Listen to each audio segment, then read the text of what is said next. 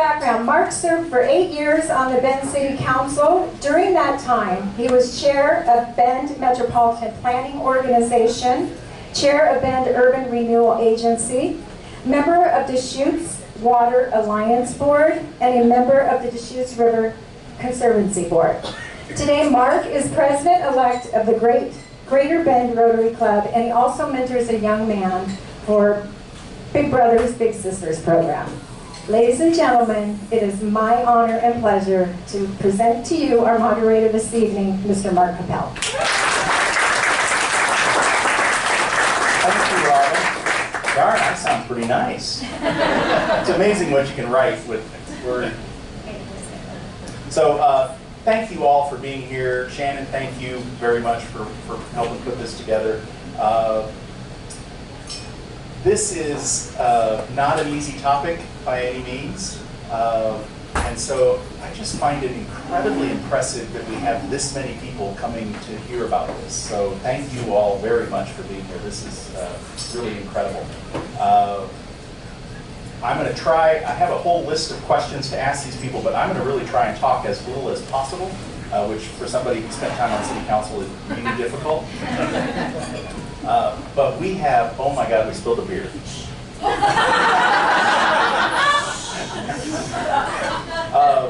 We have an amazing panel of people tonight that we're just very fortunate to have working on all of our behalves and on our community's behalf. And so one of the fun things I get to do is introduce them to you. Before I do that, I want to tell you how this is going to go. So I'm going to introduce them. Then I have a whole series of questions I'm going to ask. We go down the row and ask 3 or 4 questions of each person. And then after we're done with all that, we'll open it up and let you all ask whatever questions you want to ask. So this should be quite educational for all of us, I'm sure. So let me start with Nita. Nita Bells. Having survived domestic violence in her first marriage, she made me say first marriage because she didn't want anybody to think her current husband was the guy. She says he's really nice. So, Nita became committed to helping others and has spent 20 years working with victims of domestic violence. During this time, she became aware of the link between domestic violence and human trafficking. For the past several years, Anita has worked tirelessly to end human trafficking in America. So she's not only here working, but she's actually doing projects all over the country. She is founder and executive director of a nonprofit called In Our Backyard, which she'll tell us about when she gets to, when I quit talking. And she's author of In Our Backyard, Human Trafficking in America and What We Can Do to Stop It. Because of her expertise, she's often called upon to testify for legislation, and she's involved on that side of it as well. So a pretty impressive lady. Her book, the In Our Backyard book, she actually has on the side counter there. So if you want a copy of it, they're for sale over there. Oh, and all the proceeds go to In Our Backyard. So that's Nita. Aaron Ludwig, we actually, how many people know we have an FBI office in Bend? Okay. Aaron is with the FBI here, victim assistance. There are 150 field offices with victim specialists nationwide who work in partnership with agents to provide crisis intervention, support services, resource referrals to federally identified victims of crime. Erin Ludwig is a victim specialist. She covers Bend and Pendleton area. She has the privilege of, she says it's a privilege, of walking alongside victims, and she's done that for the last 14 years, working both law enforcement and the nonprofit side. Is it okay if I say you're a cheesehead? Sure. She's a cheesehead. Yeah. So give us something from Wisconsin. Go Pack. Oh, go Packers.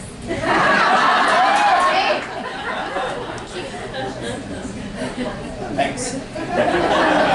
We're not giving her a microphone. So Matthew Nelson, it's really great to have Matthew here because Matthew is Deputy District Attorney for Deschutes County. has for the last 7.5 years. He primarily prosecutes Measure 11 crimes and felony property crimes. For the last 4 years, he's assigned to the Central Oregon Commercial Sexual Exploitation of Children Response Team. So that's got to be pretty terrible. He's a graduate of Oregon State University, but he's done okay otherwise. And also a graduate of Oregon State University, Lewis and Clark Law School. So, Matthew, we look forward to hearing from you. Melissa Parker, Mel, is really excited. She wants the microphone and she plans to have a 15-minute dissertation. She just loves getting in front of groups. How many people here are real familiar with JBARJ? An amazing organization here in Bend. Well, Mel works as project manager for Cascade Youth and Family Center, a division of JBARJ, on 2 federally funded projects, street outreach and domestic victims of human trafficking programs. She has 20 years experience in social services and emergency response services, especially with at-risk youth and their families. Participates in ongoing training on the changing needs of homeless street youth population, human trafficking, both labor and sex, and the foster care system. She was nominated as the Community Hero for the Bend Chamber 2017 Woman of the Year, so that's pretty impressive, and recognized during National Crime Victims Week in 2017. So as you can see, I think we have a pretty amazing group of people. So we're going to start with an opening question that I'll ask all of you to answer, and then we'll go one by one with a whole series of more questions for your area.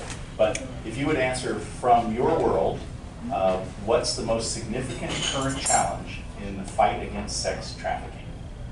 Who wants to start? Okay. I think it's, microphone. I think it's our culture. This is an atrocity that is deeply ingrained in our culture.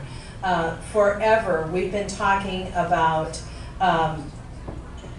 forced prostitution for the most part. There are some people that actually have chosen that, but usually they've aged out of sex trafficking as the oldest profession, when in reality it's the oldest form of abuse and sexual exploitation. Until our society recognizes sex trafficking is not an industry, but it's a horrific atrocity against humankind, we won't win this war. More than making a declaration, this fight is won by all of us becoming aware and talking about it. Just making laws is not going to stop this. We can't arrest our way out of this problem. We can't even give enough services to make this problem stop. All of those things need to continue. Legislative work, services, arrests, we need all of those things. But we have to change our culture. And kudos to you all for being here tonight. And this Courage Award is for you for coming and talking about it. And I'm trusting that you are going to talk more. Traffickers only ask one thing of us, that's to be quiet. And this group is not going to do it. Kudos to Bend Chamber for having this event. Kudos to her, Stephanie, for organizing it, because we're talking about it. We're making a difference. Thank you. Ditto. I think, listening to what you say, I guess, probably I would say 2 things. One is victim participation in the criminal justice process. We put a lot of onus on victims to come forward and to speak and to participate with the system that they've been taught not to trust for a variety of different reasons. But the reason that is an issue and is something that we have to address is collaboration, ultimately, right? When we're working together in a seamless, coordinated approach, we can do a whole lot more. So in my opinion, the biggest challenge is how do we find really good ways to work together? So for me, as someone that has to go and appear in court, for me, credibility is everything. So one of the biggest frustrations I have when it comes to human trafficking is the lack of information that's out there, and then also the misinformation that's out there. It is really, really difficult to find good, sound statistics regarding this area. And part of the reason is when we talk about sex trafficking, you're talking about the victim that's actually committing a crime herself, right? That prostitution is a crime. So we kind of have to change our narrative in terms of how we look at that, and we've changed some laws to kind of accommodate that.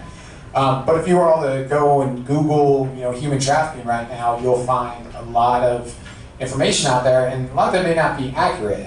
There are decades-old statistics that have been recited over and over that are actually inaccurate, and then the problem with that is it really affects, number one, the credibility of the mission. Number two, it really hurts our ability to have conversations about the best ways to really address this problem and how big the problem really is. Okay, so service provider. I think the most challenging part of building programs and providing services to survivors is developing programs that are based around choice. I think funders want to see certain outcomes. I think we as human beings want to see certain outcomes.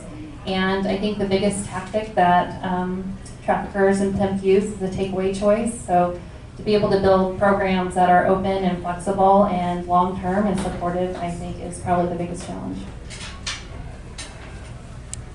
Okay, thank you. So let's start with questions for Nita at this point. So first one, what is In Our Backyard and who do you advocate for? Okay. In Our Backyard is based here in Central Oregon. We're a nonprofit and we link arms throughout Central Oregon and across America in the fight against human trafficking. Sorry, I've got to put my glasses on. It's not going to work. I'm going to show you a slide that shows a little bit about what we do, our impact for 2017. I'm not going to read all of that to you, but you can see we're busy. I've been doing human trafficking work here in Central Oregon since 2006. In 2009, I started Central Oregonians Against Trafficking Humans. Here, Oath, at the request of the U.S. Marshal over Human Trafficking. That oath has since dissolved, and so we have absorbed Central Oregon Oath into In Our Backyard. Rather than talking about us, I'd like to talk about the first case that was really brought to the authorities here in Central Oregon in 2008. There's going to be a lot of talk about sex trafficking tonight.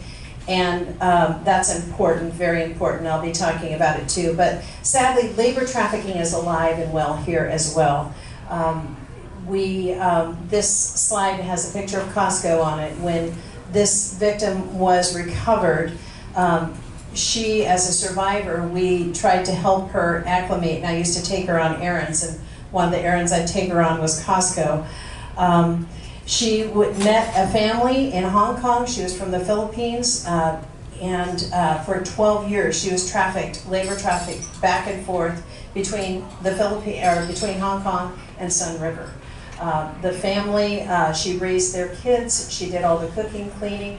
She did it so much that when they went to the mountain, they'd want to go to the mountain. She would have to do everything. All they had to do was get themselves to the car and sit down. Skis were there, everything was there. When they came back, they just pulled the car in the garage. She did everything. In addition to that, both the husband and the wife horrifically sexually assaulted her regularly. And one night after a particularly brutal rape by the husband, he sliced her across the forehead with a butcher knife that he had brought that night. She escaped with the help of the gardener a couple months later, and she is thankfully still alive and well in another state. We're still in touch. The FBI pursued the case for about 5 years, but unfortunately it was much harder to try cases at that time. All of us on this panel, I know everyone, and we work together and we're friends, and we are all committed to fight both labor and sex trafficking. There are misconceptions about fighting human trafficking. This is a fight, a battle, but not a military battle. There are no quick fixes or pat answers. We have to put our egos aside, and we have to learn to find the victories. We have to do some self-care along the way, and all of us have talked about that. And when we get knocked down, the door shuts, we have to get creative because this is a battle. It's not a problem that's going to be solved in a short time. It's complex. You can't make a declaration and make it go away. It's best practices and linking arms. And who do we advocate for? Our main advocacy is to stop this atrocity in many forms. We advocate for victims, survivors, and prevention for both labor and sex trafficking. Survivors, everything in our backyard, when a survivor calls or when a survivor has a need, somebody calls us about a survivor, everything stops. That's our #1 priority. Funding, before events, before paperwork. Survivors are respected above all, as well they should be. Legislative matters, we advocate for that, and Mark covered that in my introduction. Awareness, until people know they can't take a stand. And I just want to tell you a little bit about, they asked me to tell a little bit about what human trafficking is, so I'm going to try to do that throughout my time. There really are 3 types of human trafficking: minor sex trafficking, adult sex trafficking, and labor trafficking. Until the year 2000, human trafficking wasn't even a crime here in the United States. We prosecuted it under other statutes, and Matt can tell you way more about that.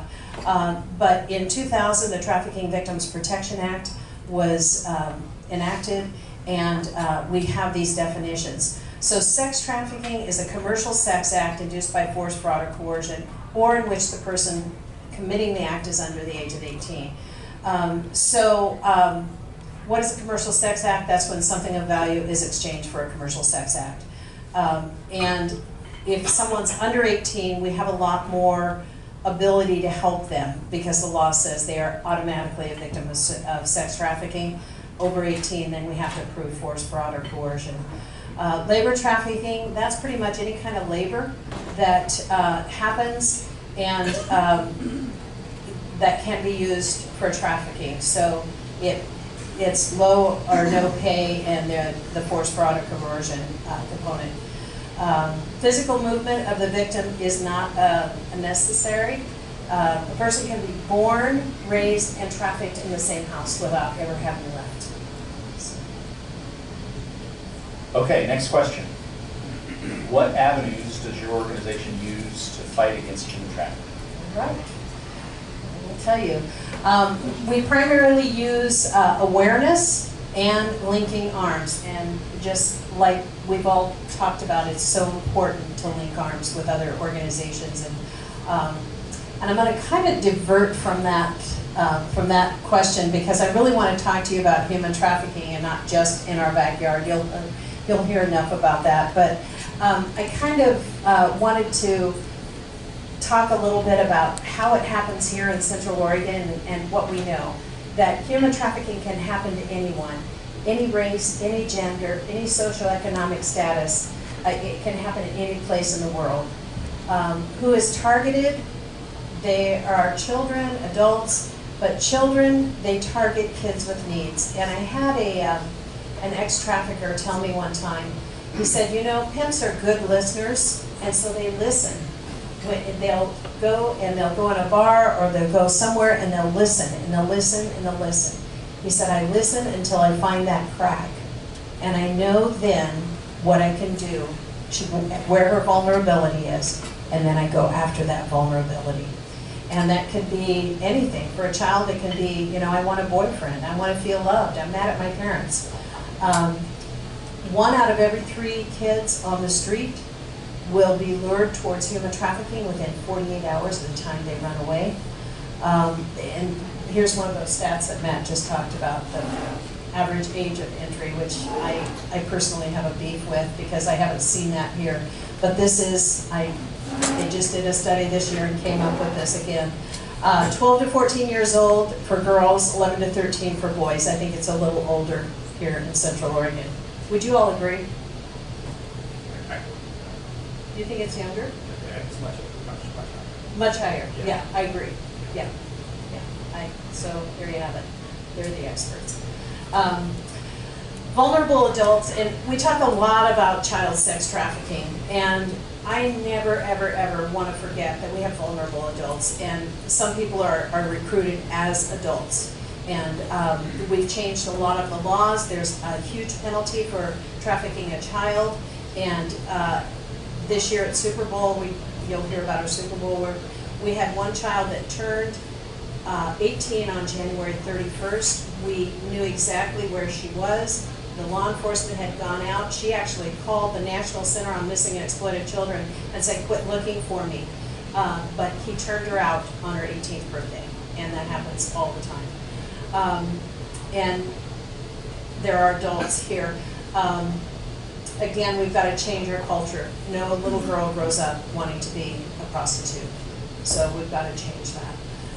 Labor trafficking can happen in any industry. These are just some of the industries, and nearly all of those we've seen here in Central Oregon, and it just does happen. Identifying victims. These are some of the indicators, and I have a short period of time, so I'm not going to read through all of these, but you can get on our website, www.inourbackyard.org, and find all of this information. I would caution you that if you think you see somebody who is a victim of human trafficking, probably not a good idea to approach them. They are being watched most of the time, but don't ignore it. Call somebody. 1/3 of all victims that are recovered here in the United States are recovered because somebody saw something and said something. Okay, so what programs you run, and which of these in the community engagement? We have a lot of different programs. I'm going to run through those. And really, if you're here tonight, you want to participate, we'd love to have you participate. There's a way to participate in any of these programs. Not necessarily, you may not be out having, survivor contact, but, we have all kinds of volunteer jobs for you. We have a big fundraiser coming up in October 26th, and we need lots of help for that. So we'd love to have you participate. Awareness takes many forms, and I've talked a lot about that, so I chose not to do a lot on that. What we're doing tonight is awareness. Freedom stickers, I love freedom stickers because I've seen them make a difference. We have seen lives recovered as a result of these freedom stickers. They are now in all 50 states. They started here in Central Oregon in 2011, and we've passed 2 bills in the Oregon legislature. One saying they have to go out with every renewal of a liquor license in the state of Oregon to go inside the bathroom stalls. You've probably seen them around. Yeah, I'm getting lots of heads nodded. I love that. And then we just last year passed Senate Bill 375, which we worked with the Oregon Department of Transportation, and blown up freedom stickers will be seen inside of the restroom stalls in all the rest areas in plexiglass. It's the place that they are alone and able to ask for help. And that came from my domestic violence background. I knew that was the safe place to ask for help. And we used to use shoe cards for domestic violence. We use this because victims of human trafficking are regularly moved and regularly strip searched. And so those work. And anyone can put up freedom stickers. We love that. We have a schools program that, thanks to 100 Women Who Care, we just expanded this year and hired Liz, who's in the front row. Wave your hand, Liz. And we are now in every school district in Central Oregon. If you've ever sat with a survivor of human trafficking, you would much rather see that have been prevented than have to try to help he or she after they're no longer being trafficked. And we have some big plans for that program. It's exciting. We're excited. Survivor advocacy. We have over the years worked with many survivors. We don't do direct services, but we're somehow got the name of being friends to survivors. So we get calls from survivors across the nation and off of our freedom stickers. And we always see a client through, even after we pass them off to somebody. We always check back, make sure it's working. Convenience stores against trafficking. That is something that we have done for a few years at Super Bowl, but just this year, last year, we started an official program, and Juliana, raise your hand. Juliana helped launch that, and we empower C-stores throughout the United States with training and freedom stickers. We're in 29 states and have over 11,000 stores, and Juliana told me I couldn't put this on there because it's not solid yet, but no, you can't say it. No, I'm going to say it. We got 2,400 more went on her trip she just got back from. It's not signed, sealed, and delivered yet, but yeah. Super Bowl, that's something that everybody always likes. It's unique. We've done the last 10 Super Bowls, or last 9 Super Bowls. This is number 10 in Atlanta we're working on. We work with media, we work with Freedom Stickers. This year in Minneapolis, we have a missing children's book, and 15 out of the 36 children in that book were recovered within a week of Super Bowl. So that was exciting. We provided 38 leads to law enforcement, and 20 cases were developed as a result of that lead and are ongoing. 100 sex buyers arrested. It was a success. So yeah, those are our programs. Okay, so you briefly talked about this, but share a moment where you feel like the work you've done has truly made a difference. Okay. I'm going to share a couple of things.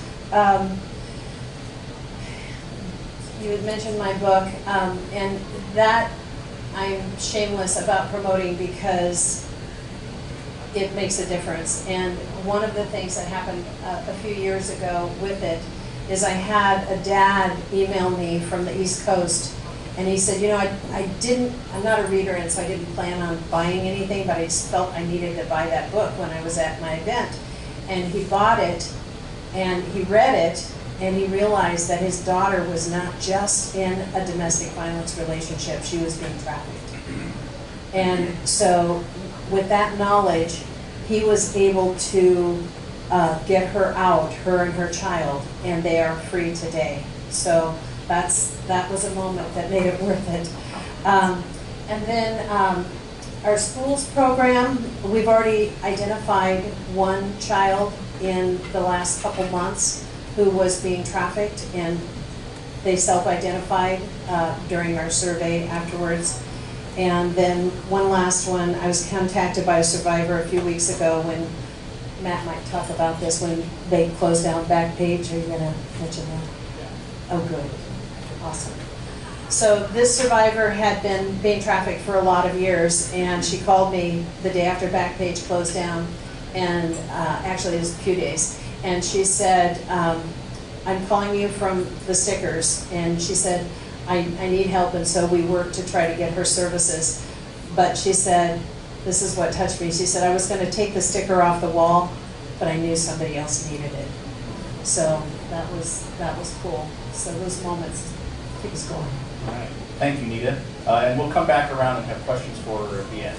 We'll do a whole bunch of questions. Let's go down the row first. So Erin, you ready for some questions? Yes, I am. All right. I have slides too. I knew the questions in advance. Okay, so the first one is, why are we talking about this in Central Oregon, and do we have a problem? Okay. Thanks for asking that question, Mark. What a good question. Yeah, what a good question. So you know, here's the thing about. You know, it's okay if I'm a smart aleck, but Yeah.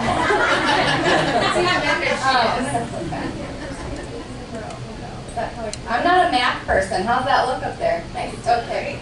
Wait. Yeah. Okay. Okay. So here's the deal.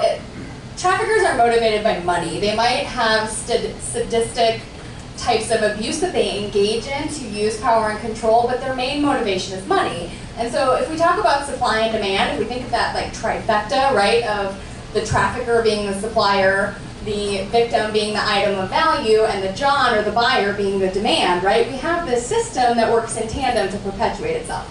Just because we're rural, just because we're a small town, doesn't mean it doesn't happen here. A really good example of that is the Bakken oil region, right?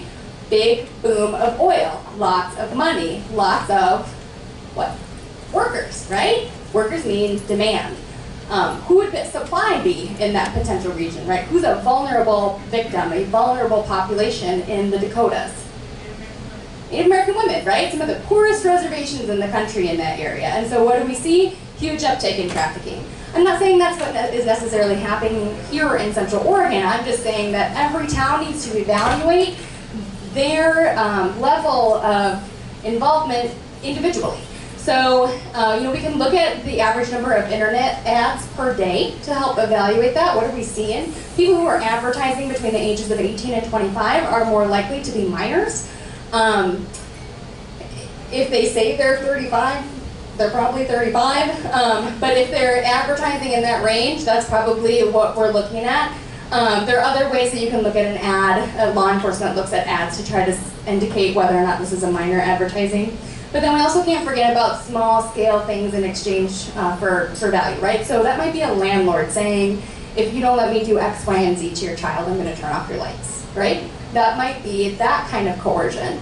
We have to think about things like drug houses, flop houses, where people are allowed to kind of come in and out, and maybe drugs are traded for sex and vice versa. So we can't think on this huge macro scale of commercial sex always. Sometimes it's a little bit smaller. Here in Central Oregon, a couple of years ago, a law enforcement officer posted a fake ad on Backpage at the time, advertising sex as a very young girl, and he got 40 calls in 24 hours on a weekday. Last winter, Portland Police Bureau East Precinct was here helping train Bend Police Department, and Sergeant Mike Gallagher put up an ad advertising sex, and he got over 200 calls in 48 hours. In the middle of winter, right?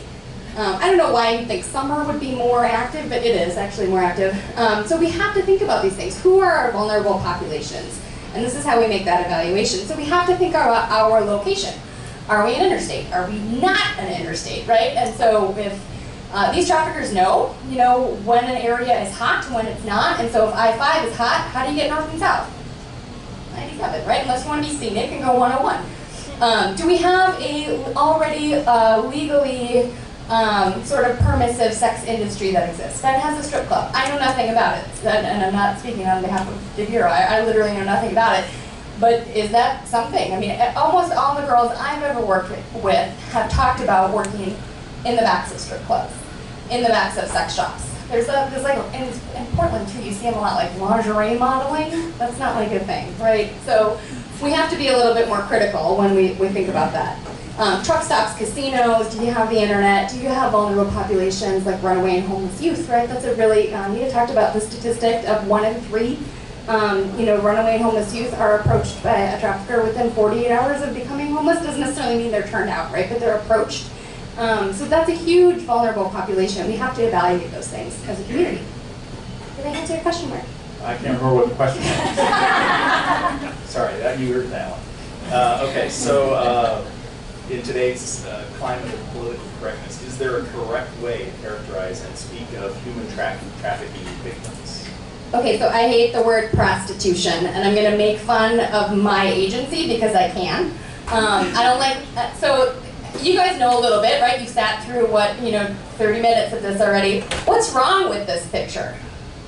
A couple of things. Child prostitution is not a thing, right? That is impossible. This is a billboard, by the way, and this image that we use is from our Innocence Lost Task Force, what we used to call what is now our Child Exploitation Task Force. How old is that kid? 6. Why would we use a picture of a 6-year-old or a 4-year-old?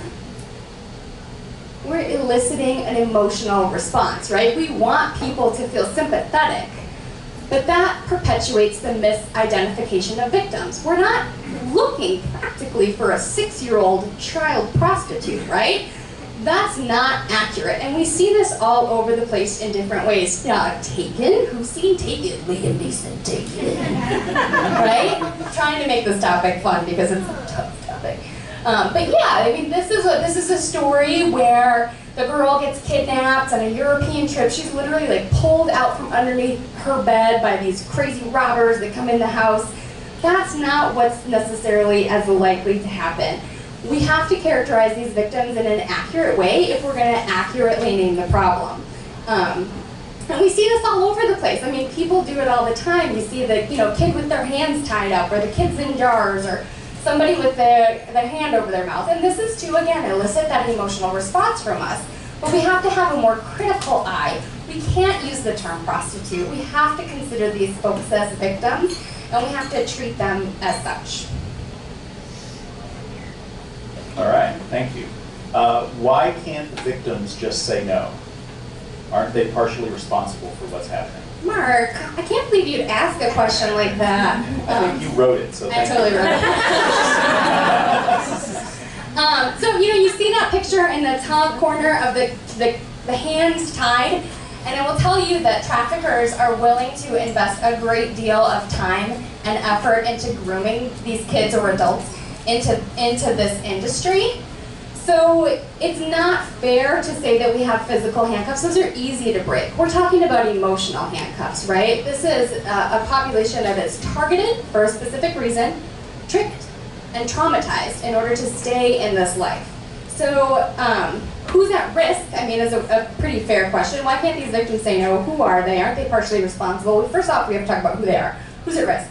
Well, you know, somebody who might be young, they might walk to school alone, they're attracted to goods, they might desire to develop romantic relationships, maybe with older dudes, they might feel insecure, they might want to feel more grown up. I mean, who is this?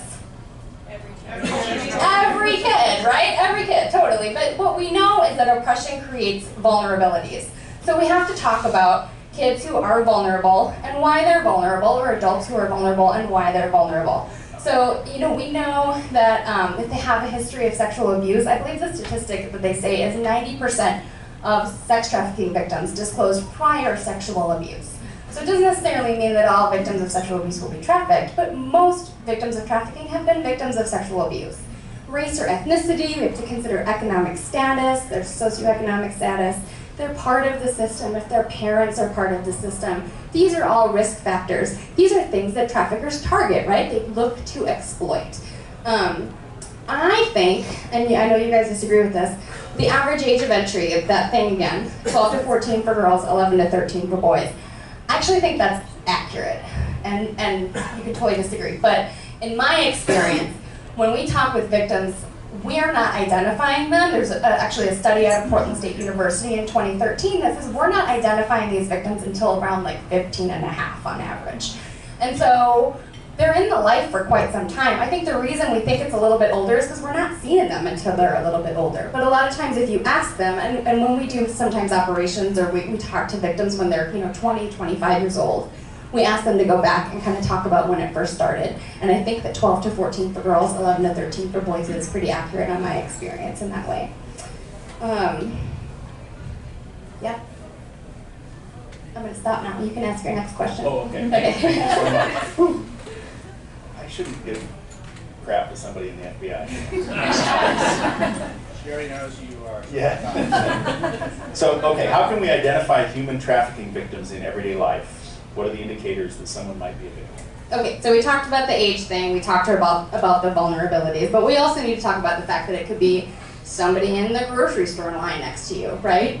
We have to be that somewhat aware. But there are certain things that we can look at, that will give us some tips, right, in our mind. Not one of these single things, I think Nina touched on some of these, in and of themselves does not mean that we're working with a sex trafficking victim. It does mean we want to ask some more questions, though. So if there's a history of physical sexual violence, if we see some fear and anxiety, I think oftentimes we think that these victims are going to be very demure or mild, right? Kind of hiding, but they can sometimes be very confrontational, right? They might have had really bad experiences with authority figures, especially law enforcement, and feel like challenging that is appropriate. There's a presence of adults or older men, controlling or dominating relationships, things that we might see in domestic violence, possession of expensive jewelry, cell phone, things that like a change in behavior where they didn't have this item before and now they have this item. Once I was giving a presentation, I was trying to think of like something somebody would want, like, oh, nice shoes or something. And I was like, yeah, like dance coats, because like what teenager doesn't want like orthopedic shoes? I want those. Not in control, they're lingo or slang, maybe these things change, their secrecy of their whereabouts, they change their hours. Tattoos are tricky because it's usually like people are usually pretty proud of their tattoos. If I asked you like, hey, cool tattoo, what's that mean? You'd tell me, right? But if it's something they're reluctant to explain, or it is a name, that's usually a pretty good indicator. If it's a name that sounds like a cartoon character, it is likely a pimp's name. That's just how they seem to use their monikers. Personal information might change in how you're talking to them. They might be really unfamiliar. They might not know where they are. You might say like, oh yeah, the bus stop. And they might, I don't know where the bus stop is. Everybody knows where the bus stop is, right? But they're not from here. They don't know. Maybe they don't have an ID. their online profile becomes sexually explicit. Oh, all these kinds of things. Runaway and homeless youth is a big one. I think truancy and tardiness from school is an interesting one because if you want to take a kid away from their support system, healthy adults, a regular meal, good, other peer supports, what do? You keep them out of school, right? And then you're also limiting their ability to better themselves at the same time. So it's a really pretty classic tactic of a trafficker. And then like family dysfunction, but like, who doesn't have that? Oh yeah, mine's perfect. Yeah. Okay, what models are being used across the state to combat human trafficking? Thanks for asking, Mark. So, we have to, I talked about this earlier. I'm so important up here, aren't I? You're such a good question to ask. We talked about teams, and we really do need to collaborate because not one agency or person can be responsible for meeting all of the needs that these victims present. They're pretty vast, and I talked about that earlier in that we put a lot of onus, the onus on victims to testify, to tell us more, and to trust us, right? They can only do that if we're meeting all of their needs simultaneously. And oftentimes, some of the best investigations actually don't put the onus on the victim. We look at other evidence to corroborate that information, but we have to work together. And so that's happening across the state. We have statewide task forces. Matt's gonna talk a little bit more about ours here. But these little stars represent where these task forces are forming, kind of through the assistance of the Oregon Department of Justice has a trafficking intervention coordinator who's helped to develop these across the state. She's done a real good job with that. And then also, people are developing screening tools and assessments across the state to sort of help that develop a little bit more.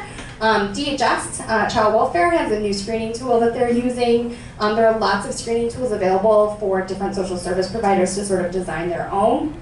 We're also really pushing across the state that people remember their mandatory reporting requirements. So if you are a mandatory reporter of child abuse, commercial sexual exploitation is a mandatory reportable offense, and it needs to be reported. If you suspect that, you should report it. And then also, we're really working pretty strongly with the National Human Trafficking Hotline to make sure that we're getting tips to where they need to go, and that victims have access to that hotline for help and support. And when they dial, they know where they can access services here locally in Central Oregon. Are you done? I'm done. All right. The No, I end. shouldn't have had that glad sound in my voice. Okay. But I get to move on to Matt. And the interesting thing is we're starting kind of nationally and working down to more local, which is, I think, the thing that I found when I was on city council, I did police ride-alongs. And there's stuff going on in this community. You spend all night in a police car. At 3 a.m. you see stuff and you go, oh my, I grew up here and I didn't realize this was happening here. And so this is really amazing. So Matt, let's start with questions. What ways does Deschutes County and Central Oregon combat human trafficking? Sure. So about 5 years ago, we created the Central Oregon Commercial Sexual Exploitation of Children Response Team. It's a collaboration, a multidisciplinary team consisting of people from our office, which is me, victims assistants in our office, law enforcement, Aaron's a member as well as the Kids Center and other service providers like JBRJ. And the goal was really to figure out ways that we can collaborate to increase awareness, increase communication between all these different entities. It's kind of gone through a few different versions. Originally, it was very, very law enforcement focused, and I'll kind of get into why it's kind of changed in a minute, but it's now, we're much more focused on the victim side and making sure that we have resources available for victims of trafficking. And that's, we want to make sure that when victims are self-reporting that we're able to provide services, and that could be housing, drug and alcohol treatment, mental health treatment, medical, those kinds of things, job skills, all those kinds of things. So that's one way that we're doing it. In addition to that, obviously through my job, I have to prosecute bad guys, so that's something else that Deschutes County does. And of course, law enforcement, we work very closely with them. We train officers and provide resources to victims and all those kinds of things. So tell us, are there cases here in Central Oregon, and give us some statistics or give us some idea of what you've seen. Sure. So I do have some good news. We have not seen, well, it's good news, bad news. We have not seen a large amount of what you would consider trafficking cases. We've seen, and there's reasons for that. Again, like I mentioned, when we started the CSEC team, it was really law enforcement focused. We weren't really seeing the cases, but we were seeing victims that were reporting, self-reporting later on. So we've kind of changed the focus there. If I was to put a number on it, in the last 5 years, I'd say probably about 6 cases that I would say are human trafficking. They may not be technically trafficking, but they certainly have characteristics of it. The good news I will say is we do have very little evidence of local traffickers. Most of the trafficking cases that we see are traffickers from outside the area, mainly Portland and Eugene. There's a lot of reasons for that, demographic reasons, and we have very strong social services and other things like that. The other issue, though, the downside is it's very difficult to make these cases because these are long-term investigations, and for local law enforcement, like the Bend Police Department, it's very difficult to build a case unless you catch somebody in the act, because if you're a trafficker and the victim are staying in Bend on Saturday and then they're gone on Sunday, it's really very, very difficult to make that case. So there are huge obstacles in these. Like I said, these are lengthy investigations. Typically the victims are uncooperative, and there's a lot of reasons for that Aaron touched on. This is their life.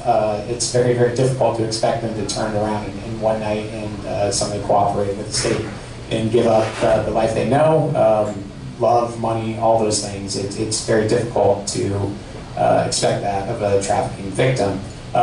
But we do want to make sure we have resources available in case they do decide to cooperate. The biggest issue too, obviously, is human trafficking, so they're always on the move. One thing though, and I said bad news that we have seen, is there is demand here in Deschutes County. Aaron touched on that. Like she said last November or something like that, Portland did a training here, put up an ad, 48 hours, 200 calls to a young female. The ad, now I want to be clear, the ad said that the person was over the age of 18 or anything like that, but still, it shows that there is a demand here.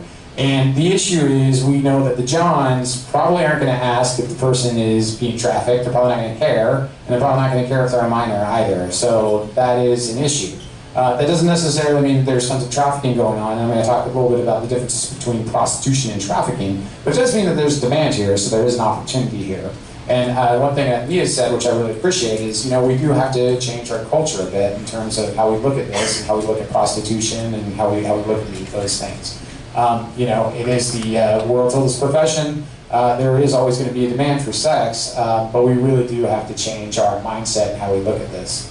Now, remember how I said don't trust stats? Well, let me tell you about some stats here for a second. So Aaron kind of touched on these. These stats, I'm borrowing these from the Polaris Project and then also from a study that Portland State did. One of the things the Portland Polaris Project did is in 2017, nationally, they had about 2,000 some identified victims that cooperated and provided some information. And so they looked at what are the top 5 recruitment factors for human traffickers. And I found these to be really interesting, and I think these are really important when we're looking at victims and trying to identify victims. The biggest factor of all, the biggest recruiter of all, is an intimate partner. So that means somebody that they're in a relationship with is the biggest recruiter and the biggest trafficker of all. Again, I think Nita mentioned that she got an email from someone who said that their daughter was in a domestic violence relationship, but then it actually turned out to be a human trafficking situation. And we definitely see those, and I think that's very true. And that also goes back to why victims are so reluctant to cooperate and work with law enforcement, because there definitely is that element of love and bond and trust there. The second top recruitment that we see, the top recruiter, are familial. It's really sad, but people are born into this lifestyle, and that's very, very hard to break out of when you grow up and this is all you know. The other recruiter is someone posing as a benefactor, promising to give you, everything that you desire. That is not nearly, I want to be clear, the first top 2 dominate the studies, but the bottom 3 are also still big. making some sort of promise to be their sugar daddy, something like that. The next is false promises or fraud, and finally a false job offer. Those are what the top recruitment tools that traffickers will use. The top risk factors, however, for becoming a victim, one is recent migration. So, you know, when we talk about migration, we're talking about legal immigration and things like that. That's a huge factor for becoming a victim. The next four are ones that we see, and we even see these in Central Oregon, and they're things that we definitely need to look at and address. Number 2 is substance abuse. Number 3 is runaway homeless youth. Number 4 is mental health issues, and number 5 is unstable housing.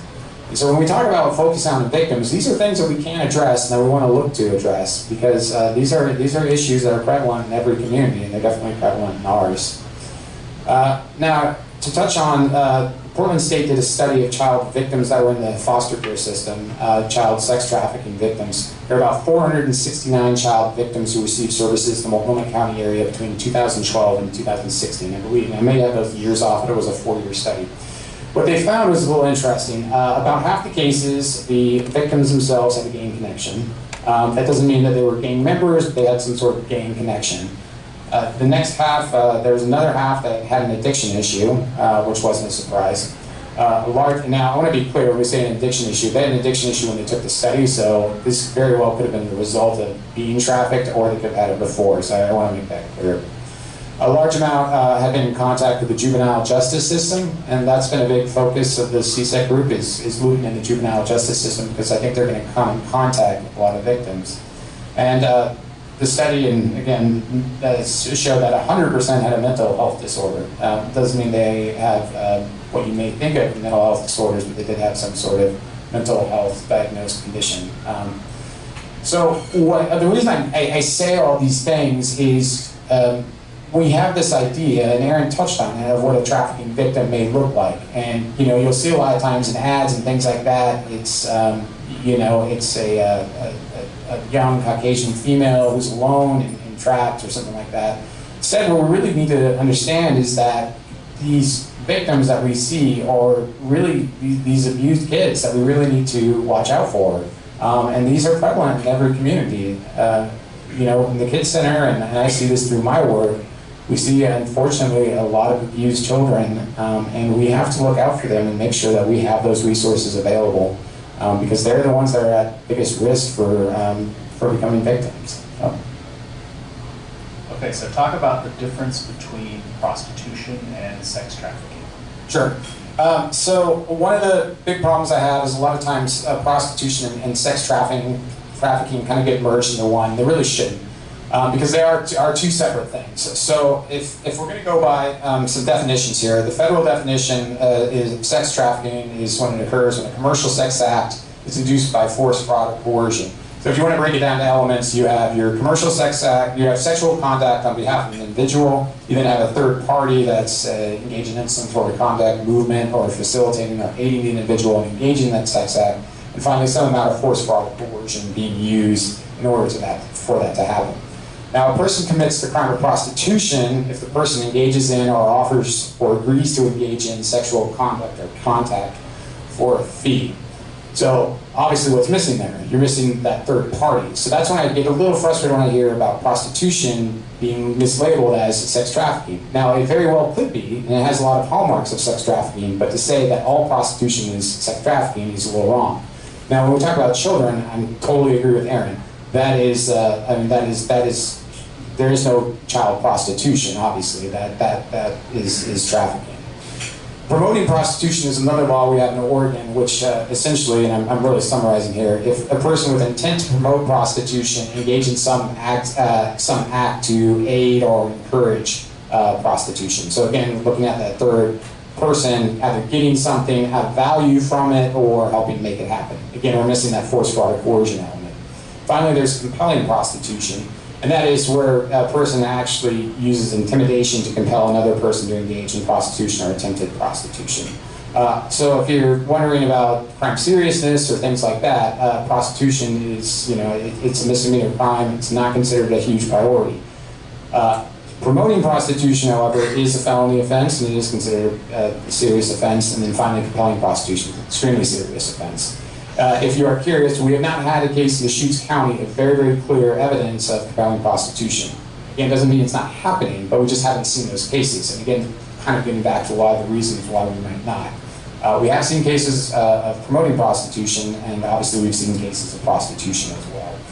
So those are kind of the differences. Again, prostitution, by its very nature, doesn't have that force, fraud, or coercion element, and doesn't have that third party involved. So I think it's a little unfair to say all prostitution is the same as human trafficking. And I think we need to be aware, and we need to look at that very closely, but they are two different things. And what is the suggested method on how to treat victims of prostitution or human trafficking?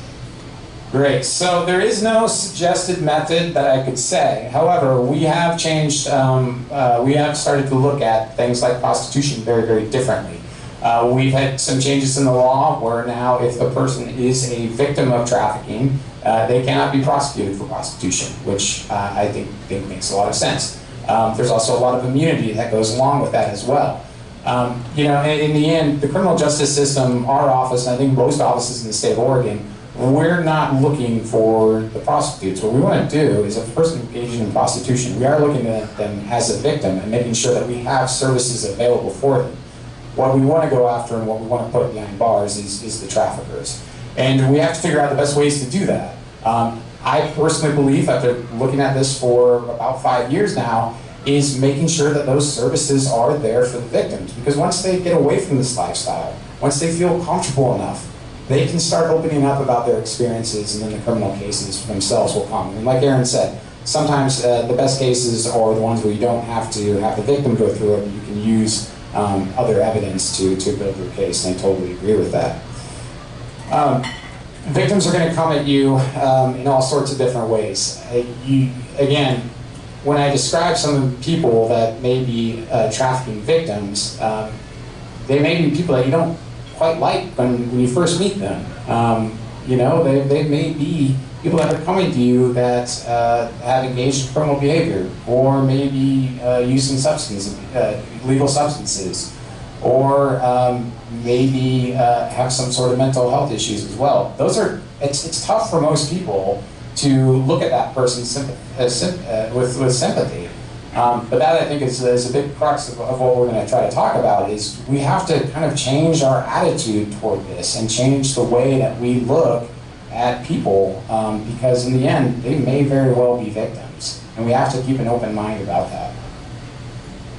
And last question for you at this point is, going forward, how do we address the issue of human trafficking in our backyard? Well, first off, I think you all are doing a great job already by being here. It shows that you're involved in your community and you care, which is huge. Going forward, I would suggest that you continue to do that. Be involved in your community, be advocates in your community, and raise awareness. Be aware as well. If you see something that just strikes you as odd, or you see something that just doesn't rub you the right way, feel free. make a report, call law enforcement, call one of these hotlines. Ask questions, it's okay. But we have to be aware, and again, we have to keep an open mind. We have to be compassionate towards others, and understand that a lot of these victims may be on the fringe of society. We have to be willing to work with those people and be compassionate toward those people. Thank you. Matt, thank you very much. Okay, Mel. So why don't you start by telling everybody about, those of you that don't already know, what's going on at JBarJ and Cascade Youth and Family. Okay. So for you that might not know, which I would be surprised if no one does know about JBarJ, we've been in the community for 50 years. We are the second largest youth serving agency next to the school district. We started as a treatment facility for adjudicated boys, and since grown in leaps and bounds. One of the programs that I'm a part of is Cascade Youth and Family Center. And Cascade Youth and Family Center has been involved in providing services to runaway youth for 20 years locally in the Central Oregon area. And we are the only youth shelter east of the Cascade Mountain Range. So we have a large reach to our partners, and we do respond when kids need services outside of our area if that space is available. A lot of people are familiar with what the LOFT is. It stands for Living Options for Teens. That's a building that's on Century Drive that we were able to purchase in 2002 with a capital campaign with generous donations from the community. And that provides emergency shelter, transitional housing. It also is a home to our emergency, or not emergency, our 24-hour hotline and our drop-in center. We also offer 7 days a week, we do a street outreach program, working with the most vulnerable populations in different drop-in center sites and places that young people congregate. The whole effort is to build rapport, relationships, and to continue to be showing up. We have a little saying within our street outreach program that we believe in 17th chances.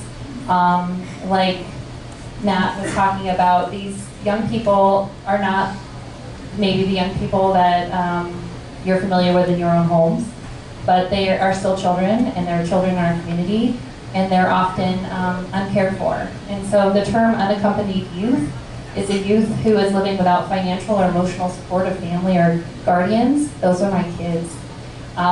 We work with them every year. Last year I pulled some stats just because people like numbers. And last year we provided 91 runaway and homeless youth with 2,422 nights of shelter. And we do that within that building, within host homes in the community. And then we also have an amazing partnership that we just formed this last year with Neighbor Impact, and we were able to be a part of their HUD application. So we have rapid rehousing dollars specifically to trafficking survivors in Central Oregon to provide deposits assistance and rent assistance for up to 1 year. And that's immediate, and that's outstanding. We also were able to write a grant and secure housing. We purchased a home in Redmond where a family is able to live, and hopefully as long as they can. Let's see. So in 2016, I wrote and we were awarded a grant federally, and we were one out of 13 agencies chosen across the nation to be able to provide comprehensive case management to sex and labor trafficking survivors, both adult and children. So that's very new for us, is that we are providing services to adults, and it's really life-changing. One of the young people that I work with, and she's still young to me because she's 22, she was sex trafficked as a 13-year-old for 9 months in California, and those 9 months changed her life forever. And so, you know, the services that I will constantly be advocating for is permanent, supportive, and low barrier. We have to accept people where they're at. We can't create programs and then try and put people to fit them in them. It's not helpful.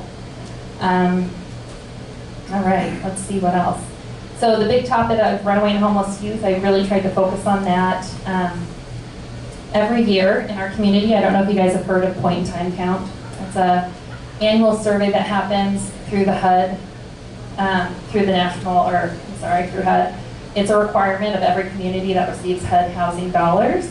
And it always happens in the winter. It seems like it's always the coldest night. And advocates like myself and other social service providers go out and they survey people experiencing homelessness.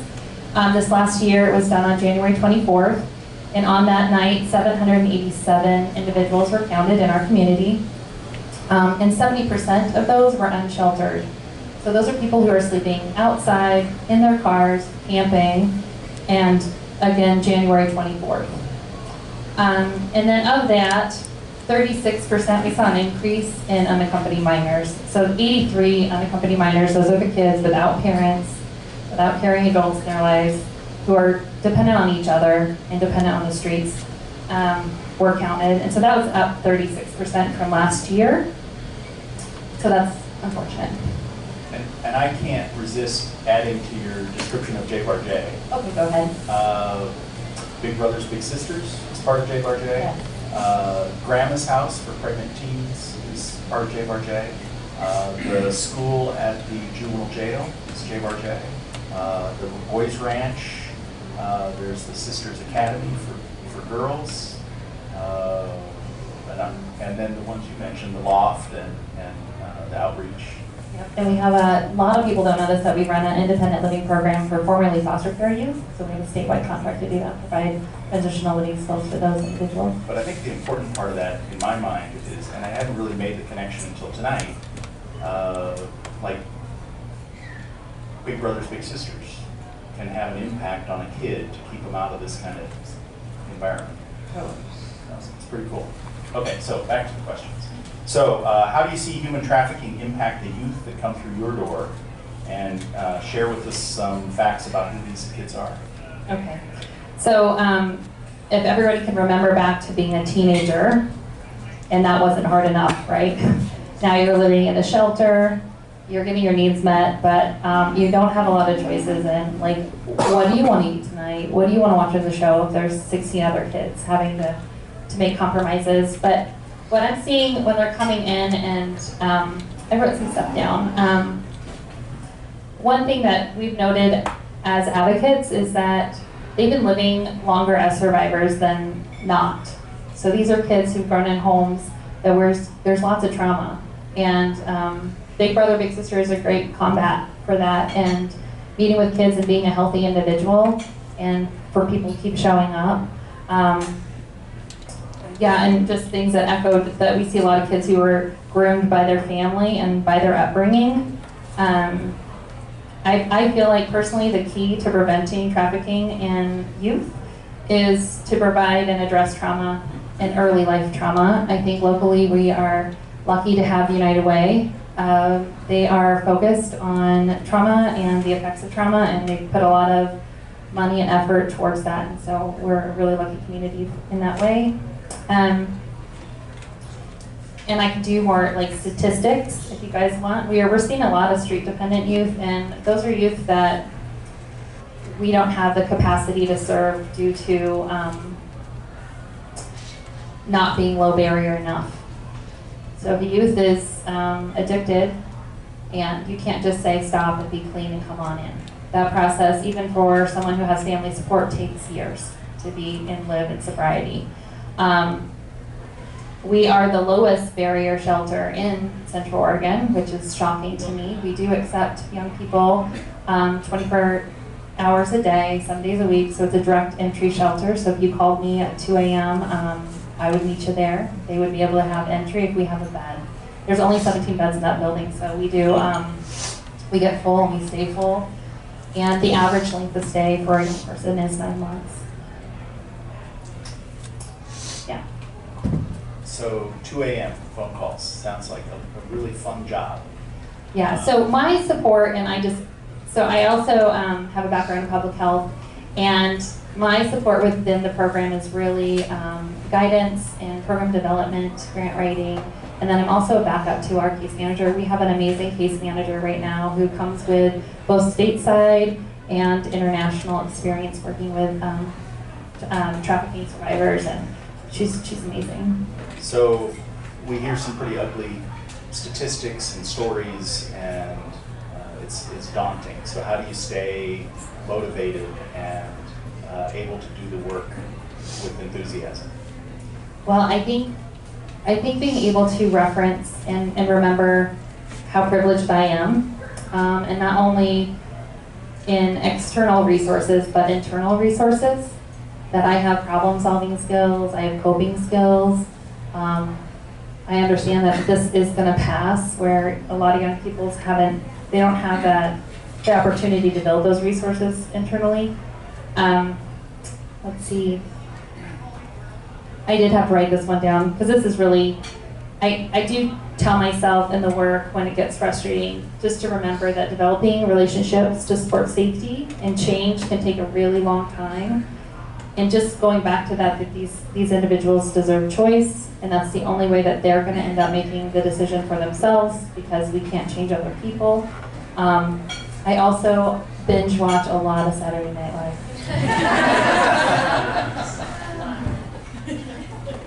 Okay, that helps. So, It does help.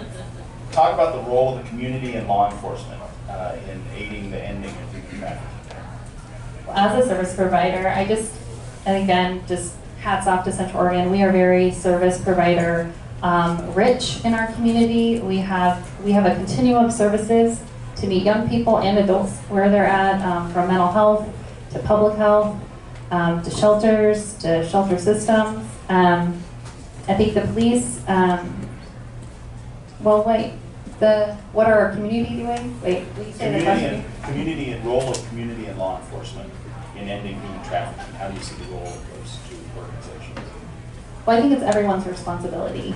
I'm a firm believer that these kids are our community kids because there's no one else there. So if you're a healthy individual, you gotta watch out and be aware. I think our police it's incredible the young people respond to police officers, and I feel like, especially Ben police, they know these kids. They've seen these kids grow up. They knew their mom. They knew their fathers. They've arrested their dads. They've arrested their moms. And they know this person. They've had this relationship with this police officer maybe their whole life. One of the all-night ride-alongs I did with the police department here, we picked up a lady and her niece at a bar where the aunt had taken the niece to the bar to help her buy meth. And we had the two people in the back seat of the car headed to the jail. And the police officer says, "Well, how's your brother? You know, I arrested your brother last year. How's your mom? I've arrested her." And it's incredible. It's just amazing. They do know the folks going. And I think really how they respond could either make or break someone's experience. And so if you're coming to someone in a hard situation and the community officer or service provider is being helpful, I always think of it like when you're calling to change your airplane flight and you're like, get off the phone and you're like, oh my gosh, it's so unhelpful. No, you want to be the person that helps you out, and you get off the phone like, man, that person was so helpful. And I think that our service providers are not ones to give up, and we're really close, and we're really connected, and we do communicate, and we do problem solve.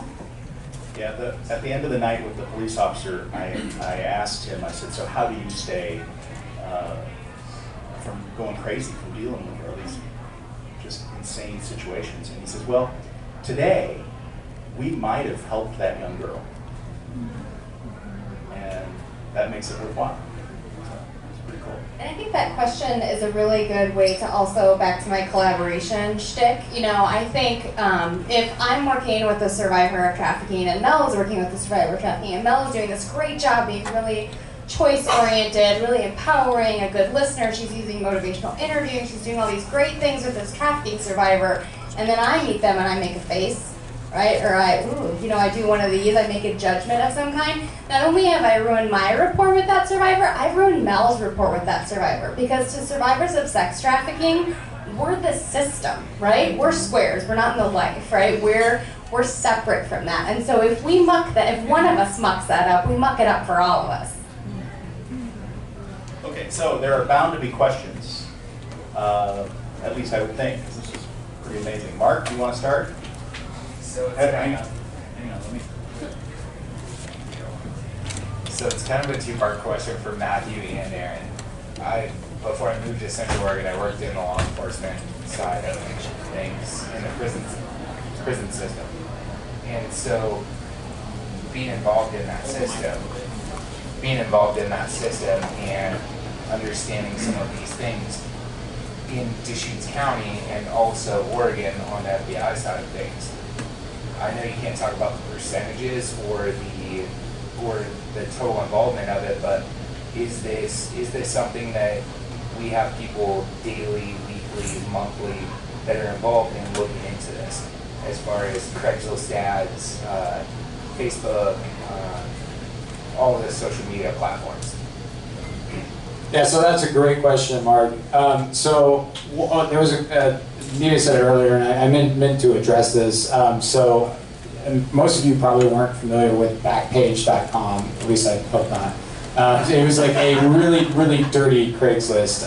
Recently it was shut down by the federal government. There was a case going on there, but they were essentially allowing ads on their site. They were pretty open about it for prostitution. And literally every trafficker and every prostitute was using that as a platform to advertise. So that was recently shut down. There is kind of a downside to it being shut down is because it was much easier to track those ads when they were up on the internet. So now what we're seeing is they're shifting to other areas, different ads that are different websites, dating sites, things like that, which were never built for trafficking, but are now being used as traffickers. We do, the Bend Police Department, they do have a detective who's assigned to human trafficking. He does some other things as well. And we do collaborate with law enforcement in talking about this issue. So Craigslist ads and those things, they were looking into those for a while. Obviously with this shift now, with Backpage being gone, it's a little harder to track that. That brings up the issue then about stings and things like that. So if you guys are aware, a lot of times what law enforcement will do is they'll respond to an ad and then there'll be a sting and they'll contact the prostitute that way. The issue though, what we're seeing with those is since we don't really have local traffickers, and sometimes the law enforcement, when they put these ads up, these women were actually driving from out of the area, from Portland to here, and so we don't want to bring crime to the counties. That was a bit of an issue. So there are people that are looking into that. That's kind of a new way of trying to look at these things. And social media, to me, is amazing because it's incredible what people will post. And so it makes forging these connections between victim and trafficker that much easier when they're communicating out in the open. So to answer your question, yes. And from the FBI's perspective, we have a large child exploitation task force in Portland that focuses on this daily.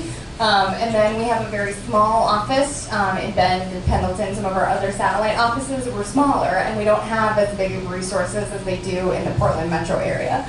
I will tell you that over the last year and a half, we have had agents working directly on human trafficking cases fairly regularly.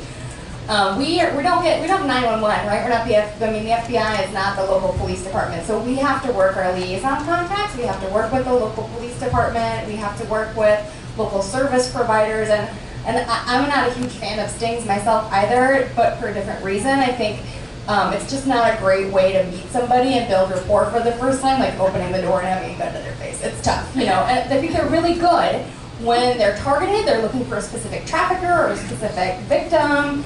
But sometimes it's just not a good way to corral up cases. The better way is to build bridges, right? Build relationships with organizations like Cascade Youth and Family, with organizations like In Our Own Backyard. We get tips from the hotline, and we work them when we get them. And we build relationships with our local police department.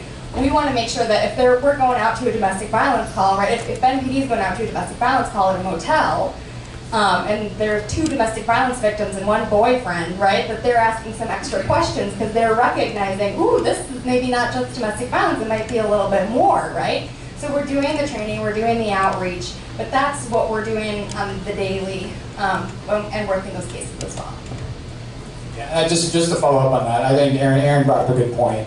A lot of times what we've realized is we're not going to be able to force the issue. We're not going to suddenly bring these cases to light. It may be the call to the hotel room for something completely different, and there are hallmarks in there of trafficking. It's getting those officers that are doing the daily work and patrol to be aware and be looking for those things. And we're seeing it more and more out of prisons too. Guys are still running, their girls out of the prison, so that's another place that's a good outreach for us. Go ahead, ask the question. Yeah, thinking, you mentioned very early on about what we have to do is change the attitudes. I see that as the source of the stream, but if we get to the waterfall before they actually fall over the edge, that seems like the precious moments that we can save someone is in that grooming process or right before. So identify is one thing, but that grooming process sounds like that's the moment they fall over the waterfall. Am I right? And then what can be done about that? I think the grooming process, what I like to do is I like to catch them before they get to that grooming process, and that's why we're doing the schools program. With a child especially, once they've entered into that grooming process, it's a slippery slope they're on. And it's very difficult to turn them back. That's why we are so absolutely committed to prevention. But in that grooming process, there have been times when there are children that are being groomed, their parents see it, or somebody like JBarJ, or you know, we were, and JBarJ, I just have to give them a kudos. They do awesome work. We work with them very closely and do creative solutions. I love that, creative solutions they do. When that happens, if it's a minor and their parents are consenting or the system is consenting, we will try to move them out of state. And In Our Backyard has a resource that we can call, and they will move them. They'll get them a plane ticket immediately and get them out of state. If they're going to a program, they'll send someone to accompany them if it's a minor, or if they need accompaniment. So that is the best thing, because they are trauma bonded to that perpetrator at that point, and they're really not going to go anywhere else unless somebody intervenes. How many of you have ever tried to tell a teenager not to do something? How'd that go for you? Not so great, right? And so I think, you know, motivational interviewing, looking into offering choices, what do healthy relationships look like, if this grooming process is happening and we can identify it at a certain point in time, breaking those bonds through building that kid up. I think it's easier said than done, but the thing about it is that, you know, these victims don't self-identify, right? That we're not going to get necessarily the 911 call. It's up to us as service providers to make that linkage connection and understand, ooh, there's something more going on here. So I think, again, I'm going to harp on that collaboration. You know, just talking to each other as service providers, hey, I think this kid might be at risk, and how can we assess that, and how can we really put a team around this kid to wrap around and provide those support services when it's happening. Yeah, and just to follow up, but you know, a lot of these victims are turning to this lifestyle out of desperation. They're turning to this lifestyle to escape violence or sexual abuse or things like that. So we have to make sure that we have resources available, and we have to be aware as people in this community to be on the watch for those things. And if you're a parent, you be involved in your kid's life and understand what they're doing and who they're associating with. And one more thing for parents, we've got a page on our website if you're looking for tips on how to keep your kids safe. So that's a good resource. But as a parent and a grandparent, I would say relationship with your kids, just like what Erin is saying, having that relationship and keeping them. And I would add, I know that the majority of sex trafficking victims are going to be those that are in the system, those who have been not parented well. But we have kids that come from middle class, upper middle class homes, that come from nice families that are still trafficked because the trafficker finds that vulnerability. I just had a question. So you mentioned kind of the triangle of supply, demand, and the object. So you talk a lot about limiting the supply and identifying the victims before they get trafficked. But what leads to the demand, and you know, how does that, or is there anything that can be done there? Because it seems like even if we limit the supply, then they'll just get more creative to, you know, find other ways. So anyway, I don't know. It's just my. So yeah, the issue about demand in John's. So that's, unfortunately, that's a problem that no one's ever been able to solve. As long as humans have been around, I think there's the demand for sex, and with that, there's going to be men that are willing to pay for sex. There's no real answer that I can really say. Multnomah County, they have the John School, where after guys are busted on fake stings, they go to a school. I don't know the effectiveness of that. I can't say, but there's not a great answer for that. I don't personally. I mean, I hate to sound like a pessimist, but I don't think that there's any way to really get rid of the demand. I just think we need to be diligent and looking out and looking down on that as members of the community. So. I agree with Matt, and looking down on that as members of our community instead of, hey, bachelor party, let's go. let's hire a girl. But I do feel like that some of the sex buyers, and I like to call them sex buyers, I don't like to call them Johns, because I know some really nice people named John. So let's call them sex buyers. Some of the sex buyers are changed. And I want to bring up another subject that's kind of uncomfortable, which is pornography, which is intrinsically related to sex trafficking. Pornography is simply sex trafficking with a camera. That's really the bottom line. That's the easiest way to explain it.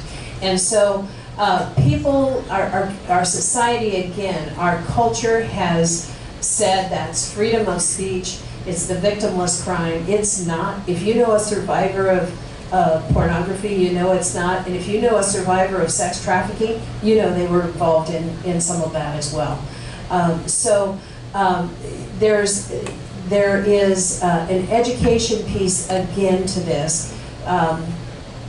Give an instance, I was at our church on a Sunday and our pastor said, you know, turn to the person next to you and tell them what you do. And honestly, I don't like to do that, and especially in church. I'd rather not talk about it.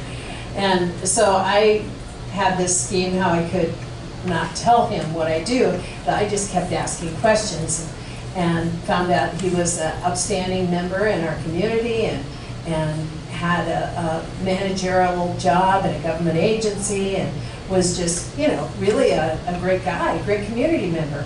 And the pastor said, okay, it's time to come back together now. And he said, wait a minute, you didn't tell me what you did. And I said, I do anti-human trafficking work. And he stopped and he said, I know who you are. And he said, one time you were up there and you said, if fewer people watch porn, there'd be less trafficking. And then he paused, this pregnant pause, and said, thank you. He had stopped watching porn because he found out it was connected to sex trafficking. So porn is, again, you know, is it the gateway drug to sex trafficking? Not everyone that watches porn buys human beings, an hour with a human being, but almost everyone that buys an hour with a human being and uses them as a sex slave has watched porn. So we can stop some of those by education. And with that, I think we're out of time.